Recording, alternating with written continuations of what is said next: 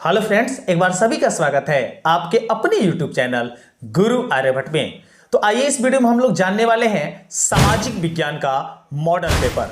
और ये model paper तैयार किया गया है विशेष रूप से बिहार विद्यालय परीक्षा समिति पटना के देखरेख में, क्योंकि बिहार विद्यालय परीक्षा समिति प्रत्येक वर्ष लगभग फरवरी महीने में आपका एग्जामिनेशन लेती है और उसी के मद्देनजर रखते हुए ये सोशल साइंस का स्पेशल सेट आप लोगों के लिए रिवीजन के दृष्टिकोण से बनाया गया है। तो इसको रिवीजन के दृष्टिकोण से देखेंगे और जो हमारे चैनल से पहली बार जुड़ रहे हैं वो अभ्यास अर्थात कह सकते हैं क्वेश्चन को समझने के दृष्टिकोण से देखेंगे। तो आइए देखते हैं कि सामाजिक विज्ञान का जो मेरा पहला क्वेश्चन होता है वो कैसा होता है। ये रहा आपके स्क्रीन पर। पहला क्वेश्चन है कि गांधी जी ने भारत में सत्याग्रह का पहला प्रयोग कहां किया था। आपको यह बताना है, जबकि ऑप्शन आपके सामने है चंपारण में, खेड़ा में, अहमदाबाद में या फिर डी ऑप्शन है कोलकाता में। तो बता दिया जाए कि गांधी जी भारत का सत्याग्रह मतलब भारत में सत्याग्रह का कार्यक्रम जो है वो लगभग 1916 ईस्वी में प्रारंभ किए थे और ये 1916 ईस्वी में प्रारंभ करने का श्रेय था बिहार का चंपारण में जब राजकुमार शुक्ल उन्हें आमंत्रण दिए थे अपने यहां तीन कटिया प्रणाली हटाने को, तो महात्मा गांधी आके चंपारण में सबसे पहला सत्याग्रह किए थे जिसके द्वारा तीन कटिया प्रणाली 1916 ईस्वी में समाप्त कर ली गई थी। तो मेरे पहले क्वेश्चन का जो मेरा राइट आंसर होगा वो हो जाएगा ऑप्शन नंबर ए, चंपारण में। गांधी जी चंपारण में अपना सत्याग्रह प्रारंभ किए थे। प्रत्येक क्वेश्चन का जवाब आपको डिस्कशन करके दिया जाएगा ताकि आप इससे जुड़े अन्य प्रकार के जो भी क्वेश्चन है उसको भी सही समझ सकें। चलिए सेकंड क्वेश्चन देखते हैं। अखिल भारतीय किसान सभा का गठन कहां और कब हुआ था। काफी अच्छा क्वेश्चन और काफी इंपॉर्टेंट क्वेश्चन है। अखिल भारतीय किसान सभा का गठन कहां हुआ था और कब हुआ था। तो आपको बता दें कि अखिल भारतीय किसान सभा जो है वो लखनऊ 1936 ईस्वी में, मतलब लखनऊ में किया गया था और 1936 ईस्वी में इसका गठन किया गया था। अर्थात इस दूसरे क्वेश्चन का राइट आंसर होगा वो हो जाएगा ऑप्शन नंबर सी। तीसरा प्रश्न आपकी स्क्रीन पर आ चुका है। तीसरे का आप सभी लोग जवाब देने का प्रयास करें, अन्यथा जवाब आपको जरूर पता चलेगा। आइए पढ़ते हैं क्वेश्चन। निम्नलिखित में किसने पटना का नाम अजीमाबाद किया था। जैसे आज बिहार की राजधानी सभी लोग जानते हैं पटना है, लेकिन पटना का नाम अजीमाबाद भी किया गया था तो किस शासक के द्वारा किया गया था। चार ऑप्शन यहां भी मिलेंगे, औरंगजेब, शाह आलम, दारा सिकोह या फिर अजीमुसा। ये चार ऑप्शन में एक सही है, तीन गलत हैं। तो आपको बताने का प्रयास करेंगे कि पटना का नाम जो है अजीमाबाद किसके द्वारा किया गया था। तो मेरे इस तीसरे का राइट आंसर होगा अजीमुसा, अर्थात option D is right answer, अर्थात तीसरे का राइट आंसर होगा ऑप्शन नंबर डी। चौथा देखते हैं, थोड़ा तेज क्वेश्चन करने का प्रयास करेंगे। नरोत्तम सिंहानुक कहां के शासक थे। आपको बताना है कि नरोत्तम सिंहानुक जो है वो कहां के शासक थे। चार ऑप्शन फिर से आपको मिलेंगे, लेकिन चार में आपका कंबोडिया सही होगा। ऑप्शन सी के साथ यहां बढ़ चलेंगे आगे। Option C is right answer question number 4 का। चलिए 5 देखते हैं। 5 आ गए हैं अगले क्वेश्चन की ओर। भारत में न्यूनतम मजदूर कानून किस वर्ष प्रारंभ हुआ।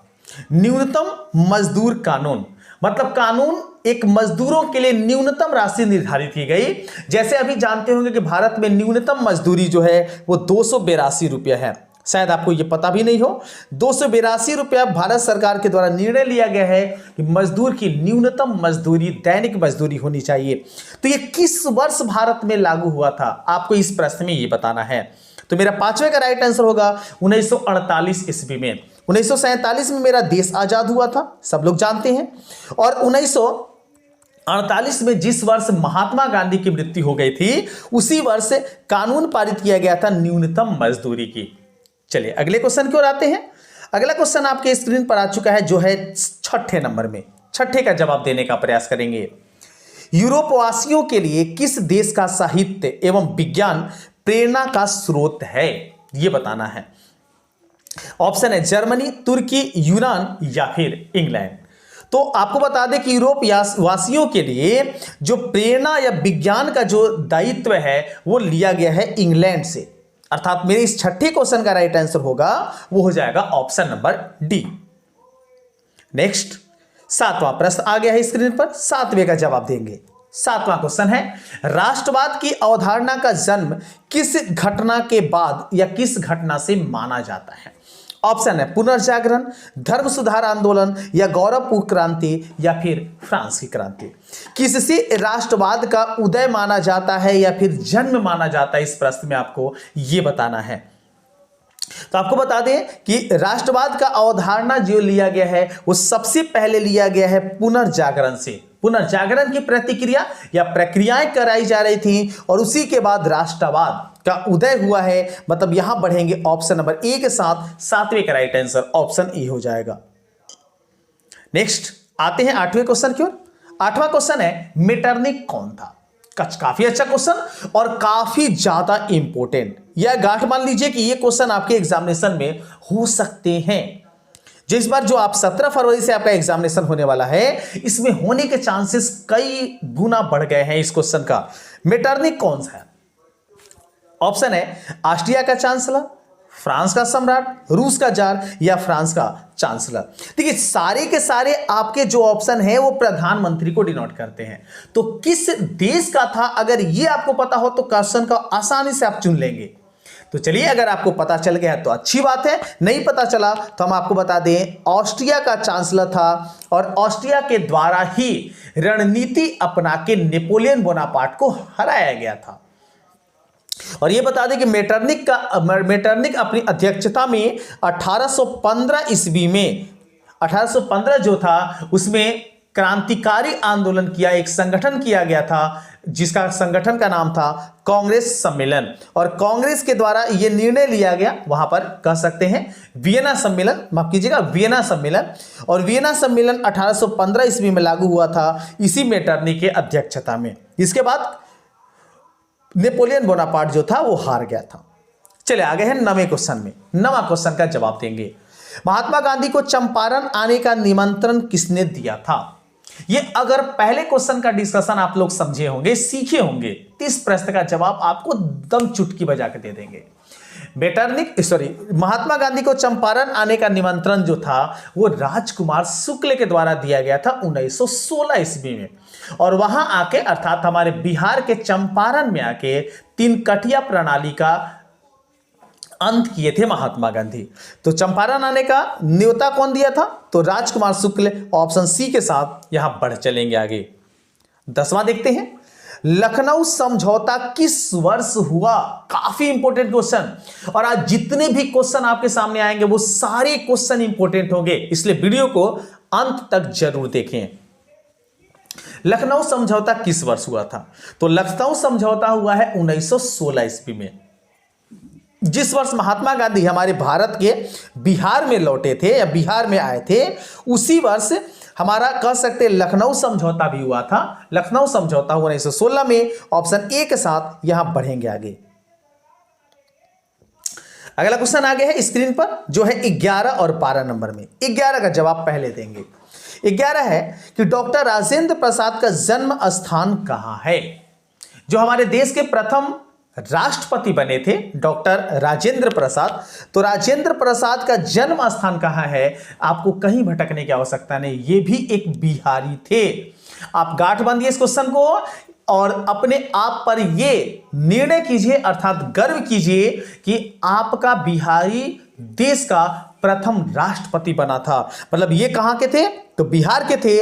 11 का राइट आंसर होगा ऑप्शन नंबर बी। चलिए 12 देखते हैं। 12 में समझते हैं कौन सा राइट आंसर होता है। भारत में पहला देसी जूट मिल किस शहर में स्थापित किया गया था?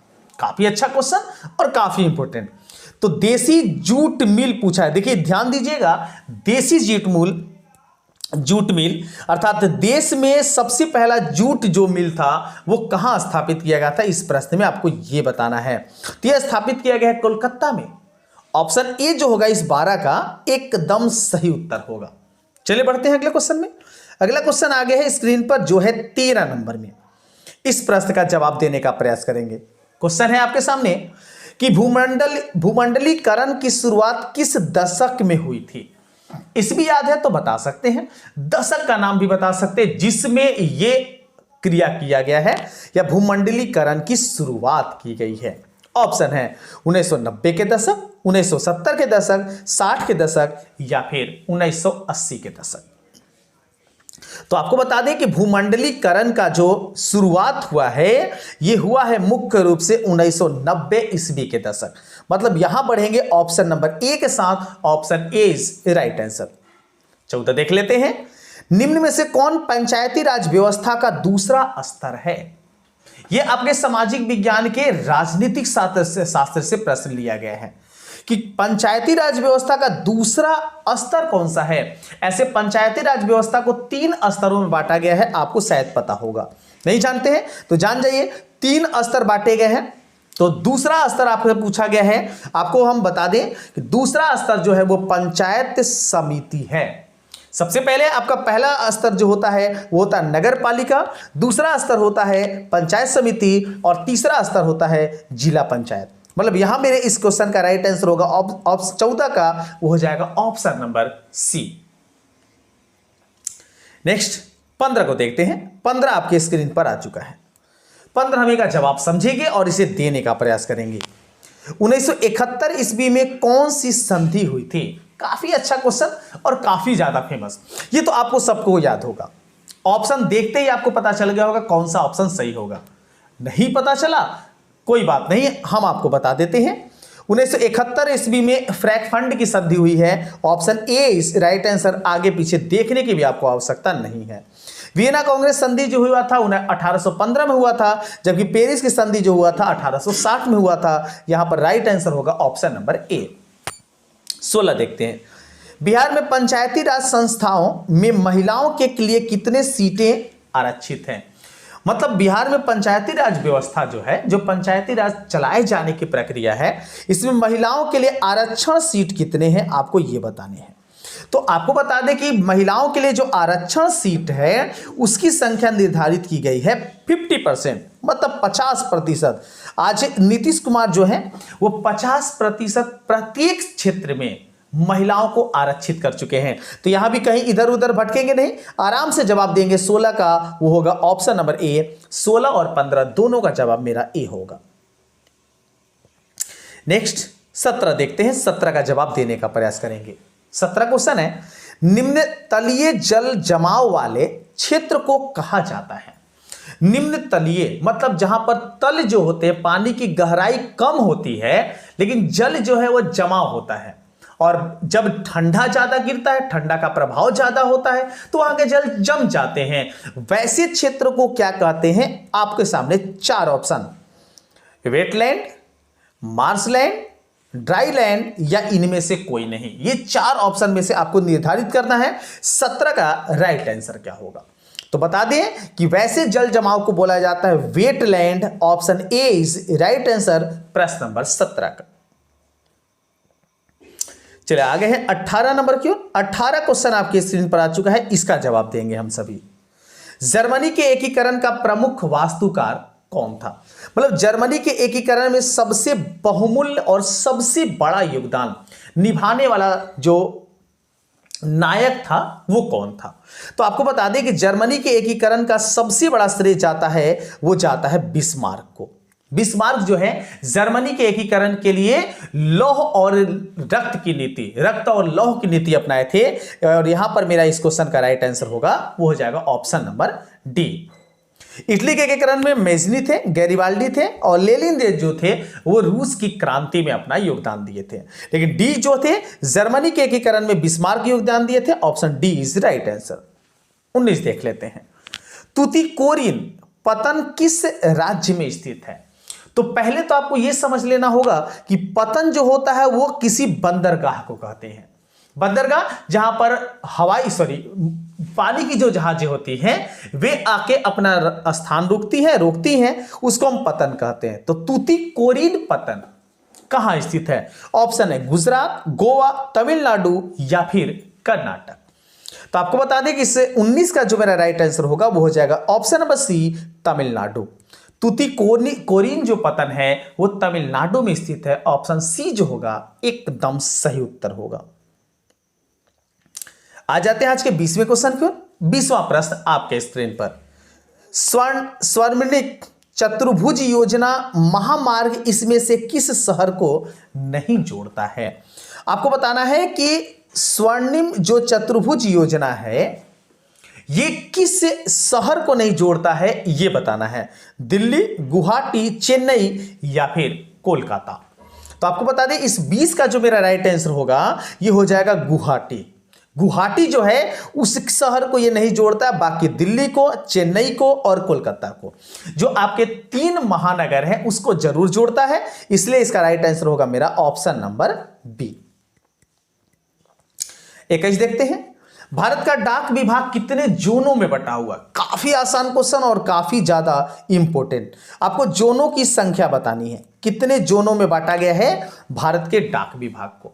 जैसे आप डाक विभाग का पिन जानते होंगे, जैसे अगर आप तिलौथू सरैया का पिन जानते हैं तो ये होता है 82 13 12। अब यहां पर ये अगर थोड़ा सा आप ध्यान दे लेते हैं कि इसमें से कौन सा यहां पर जोन है, तो आपको ये 6 आपके सामने अंक है और 2 और अंक यूज किए जाते हैं जोन बांटते समय। मतलब यहां मेरे इस क्वेश्चन का राइट आंसर होगा ऑप्शन नंबर ए 8। अर्थात डाक विभाग जो है वो 8 जोनों में विभक्त किया गया है। आ गए 23वें क्वेश्चन की ओर। 23वें का जवाब जानने का प्रयास करेंगे। बिहार की पहली रेल लाइन कौन सी थी? अच्छा क्वेश्चन है। बिहार की पहली जो रेल लाइन थी वो कब थी? आपको जानकारी होगा कि बिहार में सबसे पहले रेल लाइन जो थी वो कौन सी थी, ये आपको बताना है। तो 23 का हम आपको बता दें कि 23 का जो मेरा राइट आंसर होगा वो हो जाएगा East India Railway. Option B जो होगा एकदम करेक्ट होगा इस 23 नंबर का। 24 देखते हैं, कहलगांव तापीय विद्युत परियोजना किस जिला में अवस्थित है? अच्छा क्वेश्चन है। कहलगांव तापीय विद्युत परियोजना जो है वो किस जिले में स्थित है? ऑप्शन आपके सामने है बांका, भागलपुर, वैशाली या फिर बक्सर। और ये देखिए चारों के चारों आपके बिहार में है, तो ये तो कंफर्म आप लोग पता लगा सकें कि कहलगांव तापीय विद्युत परियोजना जो है हमारे बिहार राज्य में है। तो बिहार राज्य के किस क्षेत्र में, किस जिला में है, ये इस प्रश्न में बताना है। तो 24 का आपका जो राइट आंसर होगा वो हो जाएगा option number B Bhagalpur. Option B के साथ बढ़ेंगे आगे। चले आगे हैं आज के 25 नंबर की ओर। 25 तो दम हवा उड़ा देंगे, सारे लोग इसे दम धुआं उड़ा देंगे। बिहार की राजधानी क्या है? सारे लोग को पता है, कहीं कंफ्यूजन नहीं है, कहीं दिमाग लगाने की आवश्यकता नहीं है। पहले नाम था पाटलिपुत्र, अब नाम हो चुका है Patna. Option B is right answer. 26 देखते हैं, 3 कटिया प्रणाली किस पर लागू थी? अच्छा क्वेश्चन। जैसे अभी बात की कि गांधी जी को राजकुमार शुक्ल थे 1916 ईस्वी में बिहार में आमंत्रित किए थे 3 कटिया प्रणाली को हटाने के लिए। तो ये जो 3 कटिया प्रणाली थी ये किस पर लागू थी? तो अगर आप याद करते हैं 3 कटिया कट्ठा से लिया गया है, मतलब ये किसानों पर लागू था। और किसान कौन से ऑप्शन में है देख सकते हैं, ऑप्शन ए में, मतलब इससे 26 का मेरा राइट आंसर होगा वो हो जाएगा ऑप्शन नंबर ए। चले आगे हैं आज के 27वें प्रश्न की ओर। 27वें का जवाब जानेंगे। इनमें कौन चिपको आंदोलन से संबंधित है? ऐसे आप पढ़े होंगे कि चिपको आंदोलन की घटना हुई है 1972 ईस्वी में और यह घटना घटा था उत्तराखंड के टिहरीवाल नामक जिले में। और यह घटना मुख्य रूप से महिलाओं के द्वारा आंदोलन किया गया था, जिसके प्रमुख जो आंदोलनकर्ता माने जाते हैं वो माने जाते हैं सुंदरलाल बहुगुणा। और इसी के प्रयास से ये आंदोलन रचित था, आंदोलन किया गया था। मतलब मेरा इस क्वेश्चन का राइट आंसर होगा ऑप्शन नंबर सी। चलिए अगले क्वेश्चन में 28 को देखते हैं। सुंदरवन किस राज्य में है? अपने राज्य का भविष्य आ गया फिर से, सुंदरलाल डेल्टा या सुंदरलाल वन। ये जो हमारा है ये हमारे ऐसे बिहार ऑप्शन नहीं है।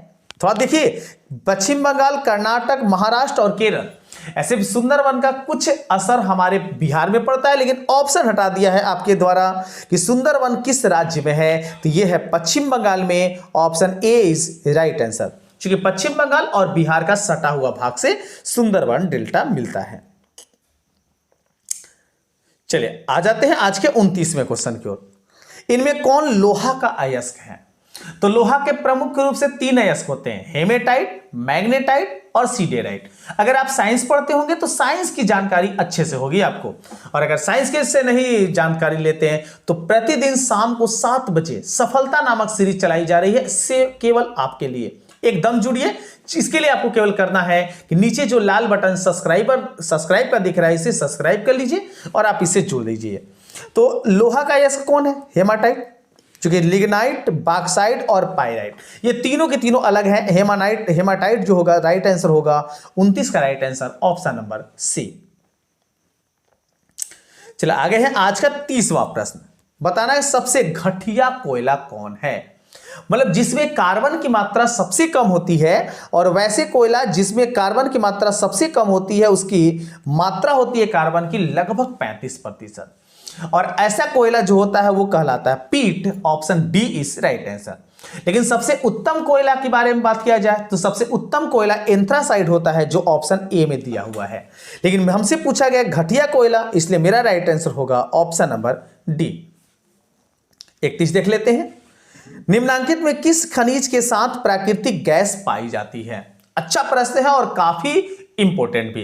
प्राकृतिक गैस किसके द्वारा या किसके साथ पाया जाता है? तो प्राकृतिक गैस पाया जाता है पेट्रोलियम के द्वारा, जो समुद्र के गहराई से, समुद्र के नीचे से निकाली जाती है, और उसी पेट्रोलियम से हमें प्राकृतिक गैस मिलता है। Option C is right answer. आ जाते हैं अगले क्वेश्चन की ओर। अगला क्वेश्चन आपके सामने आ गया है 32 नंबर में कि गोविंद सागर कृत्रिम जलाशय संबंधित है, मतलब किस बांध या किस परियोजना पर है, आपको इस प्रश्न में यह बताना है। गुरु गोविंद सिंह के नाम से यह परियोजना बनाया गया था, और इस परियोजना का क्रम जो है यह क्रम है भाखड़ा नागल बांध पर, भाखड़ा नागल परियोजना पर। ऑप्शन सी जो होगा एकदम राइट आंसर होगा ऑप्शन नंबर बी 32 का। 33 देखते हैं। प्राकृतिक गैस पाई जाती है। अच्छा क्वेश्चन। अब ये भी थोड़ा देर पहले हम लोग जाने थे प्राकृतिक गैस कहां पाई जाती है, पेट्रोलियम से निकलती है प्राकृतिक गैस। लेकिन यहां पर ऑप्शन में थोड़ा सा बदलाव है। बदलाव क्या है? पेट्रोलियम के बदले यहां दे दिया है खनिज तेल के साथ। तो खनिज तेल पेट्रोलियम का ही एक प्रारूप है, पेट्रोलियम के भाग को ही बोलते हैं, इसलिए प्राकृतिक गैस पाई जाती है। ऑप्शन नंबर सी इसका राइट आंसर होगा खनिज तेल के साथ। अगले क्वेश्चन में आते हैं। अगला क्वेश्चन है आपके पास 34 नंबर में। इसका जवाब सभी लोग देने का प्रयास करेंगे और काउंट करते रहेंगे आपको कितना सही प्रश्न का उत्तर पता था। रेल वर्कशॉप कहां स्थित है? रेल वर्कशॉप जो है वो कहां है? ऑप्शन है जमालपुर, भागलपुर, मुंगेर या फिर पटना। रेलवे का जो रेल वर्कशॉप होता है जहां पर रेलवे के कई सारे कार्य किए जाते हैं, वो कहां स्थित है? तो ये आपका स्थित है जमालपुर में। ऑप्शन ए जो होगा इसका एकदम सही उत्तर होगा। 35 देख लेते हैं। पक्की सड़कों की लंबाई की दृष्टि से प्रथम स्थान पर कौन सा राज्य है? मतलब भारत में कौन सा ऐसा राज्य है जिसका स्थान पहले नंबर पर है पक्की सड़क के रूप में? सबसे कच्चा सड़क तो हम लोग का तिलौथू होगा, लेकिन पक्का सड़क कौन सा होगा ये आपको बताना है। ऑप्शन है बिहार, महाराष्ट्र, तमिलनाडु या केरल। अगर कच्ची कहता तो बिहार आपका सही हो जाता, लेकिन यहां पर पक्की बोला गया है, तो पक्की के दृष्टिकोण से आपका जो जवाब होगा वो हो जाएगा महाराष्ट्र, जहां पर ज्यादा हीरो हीरोइन रहते हैं लोग। अर्थात बी ऑप्शन जो होगा मेरा एकदम सही होगा, अर्थात महाराष्ट्र। चलिए आगे है, आगे अगले क्वेश्चन की ओर। अगला क्वेश्चन है स्क्रीन पर 36 नंबर।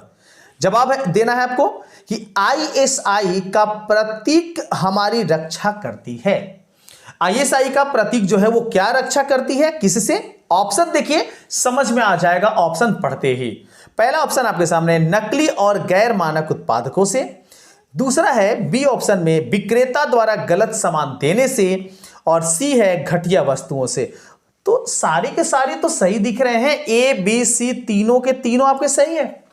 मतलब यहां पर हमें ज्यादा सुटेबल लग रहा है ऑप्शन नंबर डी, उपयुक्त सभी। ISI प्रतीक हमारी रक्षा करता है उपयुक्त सभी से। ऑप्शन डी जो होगा यहां करेक्ट आंसर होगा। चल अगला क्वेश्चन आ जाते हैं। अगला क्वेश्चन है 37 नंबर में। 37 का जवाब जानने का प्रयास करेंगे। प्रश्न है राष्ट्रीय ग्रामीण रोजगार गारंटी योजना किस महापुरुष के नाम पर है? तो राष्ट्रीय ग्रामीण रोजगार योजना जो है ये महापुरुष जो है उसका नाम है महात्मा गांधी। महात्मा गांधी पर ये योजना चलाई गई थी मुख्य रूप से, और ये योजना कांग्रेस के द्वारा चलाई गई थी, इसलिए इसका राइट आंसर होगा ऑप्शन नंबर ए। चलिए 38 को देख लेते हैं। 38 का जवाब जानने का प्रयास करेंगे। प्रत्यक्ष कर के अंतर्गत निम्न में किसे शामिल किया गया है? प्रत्यक्ष जिसे डायरेक्ट टैक्स के नाम से जानते हैं, तो प्रत्यक्ष जो कर होता है वो आयकर होता है, अर्थात इनकम टैक्स जो होता है वो प्रत्यक्ष कर होता है। तो मेरा 38 का जो राइट आंसर होगा वो हो जाएगा option number A. Option A के साथ बढ़ेंगे आगे। 39 देख लेते हैं। निम्न में कौन प्राथमिक क्षेत्र है? इससे भी कई सारे क्वेश्चन पूछे जाते हैं, आप अच्छे से याद कर लीजिए। प्राथमिक क्षेत्र के रूप में है आपका कृषि, द्वितीय क्षेत्र में आपका है उद्योग, और तृतीय क्षेत्र में आता है सेवा। तो यहां पर देख लीजिए कृषि है बी ऑप्शन में, अर्थात प्राथमिक क्षेत्र होगा बी ऑप्शन ए, सॉरी कृषि क्षेत्र, option B is right answer. चलिए आते हैं 40 क्वेश्चन की ओर। 40 का जवाब जानेंगे।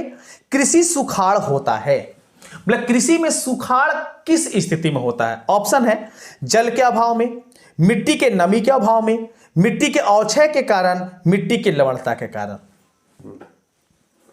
तो इसका तो आपको जवाब पता चल गया होगा कि कृषि सुखाड़ कब होता है, तो मिट्टी के नमी के अभाव के कारण। मतलब मिट्टी में जब नमी की कमी हो जाती है उसी को तो सुखाड़ कहते हैं। मतलब मिट्टी में पानी की मात्रा कम हो गई है, मतलब इस 40 का राइट आंसर होगा वो हो जाएगा ऑप्शन नंबर बी। 41 देखते हैं। बिहार का बाढ़ ग्रस्त क्षेत्र कौन सा है? मतलब बिहार में बाढ़ तो आते रहते हैं, जो कोसी नदी बिहार का सबसे शोक नदी कहा जाता है, जिसमें हमेशा बाढ़ आता है और कई सारे इलाके उसमें डूब जाते हैं। तो वह किस क्षेत्र में आता है? अगर ये आपको पता है तो आराम से जवाब दे देंगे। नहीं जवाब जानते हैं, आइए देखते हैं इसका राइट आंसर कौन सा होता है 41 का। तो 41 का आपका राइट आंसर होगा पूर्वी बिहार। पूर्वी बिहार में कोसी नदी आती है, option A is right answer. Bihar में बाढ़ग्रस्त जो क्षेत्र है वो है पूर्वी बिहार। 42 को देखते हैं। 42 में बताने इनमें कौन मानव जनित आपदा है? आपदा प्रबंधन से क्वेश्चन लिया गया है। टॉप सिलेक्टेड क्वेश्चन आपके लिए लिए हुए हैं ताकि आप रिवीजन आराम से कर सकें। तो मानव जनित आपदा जो है वो है आतंकवाद, ये तो सब लोग जानते हैं, लेकिन आतंकवाद के साथ सी ऑप्शन देखिए युद्ध, ये भी सही है, और सांप्रदायिक दंगे ये भी सही है। इस प्रश्न के तीनों ऑप्शन सही है, इसलिए इसका राइट आंसर हम बताएंगे आपको। इनमें से सभी ऑप्शन डी जो होगा इसका राइट आंसर होगा। 43 देख लेते हैं। डेक्कन ओडेसी रेलगाड़ी किस राज्य में चलती है? डेक्कन ओडेसी जो है ये किस राज्य में चलती है? ऑप्शन आपके सामने है राजस्थान, कर्नाटक, महाराष्ट्र या फिर तमिलनाडु। तो 43 का आपका जो राइट आंसर होगा वो हो जाएगा ऑप्शन नंबर सी, महाराष्ट्र में। ऑप्शन सी के साथ यहां बढ़ चलेंगे आगे। 44 देखते हैं। 44 आ चुके हैं कि भारत का पहला नगर निगम कहां बना? जैसे आप जानते हैं कि नगर निगम जो होता है वो नगर के अधीन, अर्थात शहरों से ऊंचा पद पर ऊंचा क्रम में रखा गया है नगर निगम को। तो नगर निगम कहां बना था भारत में? ऑप्शन है पटना में, मद्रास में, नागपुर में या बंबई या मुंबई में। काफी अच्छा क्वेश्चन है और काफी ज्यादा इंपॉर्टेंट। तो भारत का जो पहला नगर निगम था वो स्थापित हुआ था मद्रास में, चेन्नई में। ऑप्शन बी जो होगा इसका एकदम सही उत्तर होगा। 45 देख लेते हैं। तल चिन्ह की सहायता से किसी स्थान विशेष की मापी गई ऊंचाई को क्या कहा जाता है? तल चिन्ह मतलब समुद्री तल के अनुसार मापा गया जो सबसे समान गहराई का होता है उसको कहा जाता है समोच्च रेखाएं। ऑप्शन सी के साथ यहां बढ़ चलेंगे 45 में आगे। 46 को देखते हैं। 46 क्वेश्चन है आपके सामने। विनिमय का सर्वोत्तम माध्यम है। विनिमय मतलब वस्तुओं का आदान प्रदान। वस्तु, हम किसी वस्तु को किसी से देते हैं और वहां से कुछ वस्तु लेते हैं। इसका सबसे आदान प्रदान का भाग है वो है मुद्रा, रुपया, पैसा। Option C is right answer. न वस्तु, न चेक, न हुंडी। ऐसे ये भी साधन माने जाते हैं, लेकिन सबसे बेहतर साधन आपका मुद्रा है, रुपया पैसा, जिसकी देखरेख केंद्र सरकार करती है। 47 मुद्रा का कार्य क्या है? अर्थात रुपया पैसे का जो क्रम है उसका काम क्या है? मूल्य का मापन, बिल्कुल सही है। मूल्य का संचय, यह भी सही है। विलंबित भुगतान, ये भी सही है। मतलब इस 47 का भी मेरा राइट आंसर हो गया, तीनों के तीनों। मतलब यहां हम देख लेंगे ऑप्शन नंबर डी, इनमें से सभी, अर्थात 47 में बढ़ेंगे ऑप्शन नंबर डी के साथ। 48 देखते हैं। 48 है, पंचायती राज संस्थानों को संवैधानिक दर्जा किस संविधान संशोधन से प्राप्त हुआ है? अच्छा क्वेश्चन आ गया है। पंचायती राज संस्थानों को तो ये संशोधन किया गया था, ये संशोधन किया गया है 73वें संशोधन के तहत। मतलब ऑप्शन बी जो होगा इस क्वेश्चन का एकदम सही उत्तर होगा। 48 का right answer option number B, 73वां संशोधन। 49 देखते हैं। भारत में वैश्वीकरण का प्रक्रिया कब शुरू हुआ? वैश्वीकरण मतलब विश्व के व्यापारों से जोड़ने के लिए, विश्व के अलग अलग देशों को व्यापार से जोड़ने का कार्य जो है वो वैश्वीकरण कहलाता है। तो ये प्रक्रिया भारत में कब शुरू की गई थी, ये प्रश्न 49 में आपको बताना है। तो 49 का जो आपका राइट आंसर होगा वो हो जाएगा 1951 ईस्वी में। 1951 ईस्वी में वैश्वीकरण को जोड़ा गया था भारत से, मतलब 1991 ईस्वी। Right answer option A is right answer. अब आ जाते हैं आज के होमवर्क में, और आज का ये जो क्वेश्चन आपके सामने है ये होमवर्क में है। आपको बताना है इसका राइट आंसर क्या होगा। ये HW में है। उम्मीद करते हैं इसका जवाब आप सभी लोग कमेंट में जरूर देंगे। उम्मीद करते हैं वीडियो काफी ज्यादा आपको पसंद आया होगा। अगर आपको ये पसंद आया तो अपने सभी दोस्तों में इसे शेयर करें। चैनल पर नए हैं, चैनल को जरूर सब्सक्राइब कर लें। मिलते हैं एक नए वीडियो में और एक नए टॉपिक के साथ। तब तक सभी को वंदे मातरम।